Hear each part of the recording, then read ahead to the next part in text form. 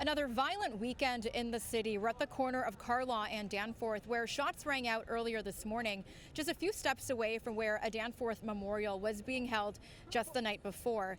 And many we spoke to in the area say that they are stunned by these recent acts of violence and fearful for their community. Danforth is not the way it used to be, I can tell you that. 20 years ago, 10 years ago even, you could walk down this street and not worry. Residents in this East End community walking past police tape this morning. Many in disbelief that another deadly shooting has happened. You're a SOCO officer, right? Unbelievable. It's crazy.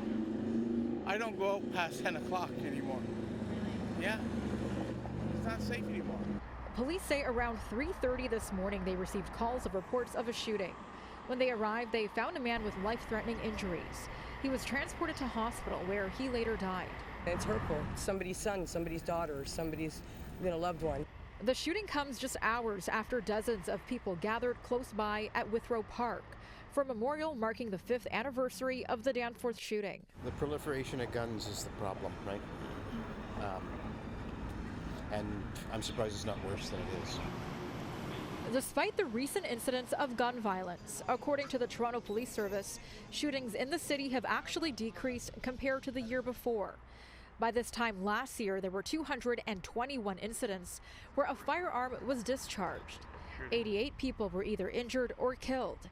So far this year, there has been 158 shooting incidents. 66 people were either hurt or died. Because the statistics don't really say who did it or why. That's the problem with statistics.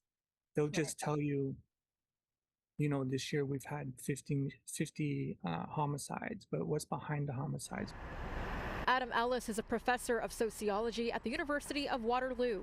He also has lived experience, having been in a street gang himself. He says while stats help paint a picture of what's going on in the city, that picture isn't telling the whole story. And without research, curbing gun violence will be difficult. So I'll give you an example. Let's say a lot of these shootings are street-related. Well, what if they were beefs or conflicts over women, over girls? Does that change the dynamics of whether it was over a drug deal gone bad? Like how you would target your policy and intervention? It would change, right? Because then there would be a gender dynamic to it, masculinity, patriarchy, all that stuff connected to it. Where if it was a drug deal gone bad, are we talking about economics and, poverty and all these other things? So that's where it becomes complex. No suspect description has been released at this time. Now, Toronto police say if you have any information to contact them. Melissa Nakhavoly, City News.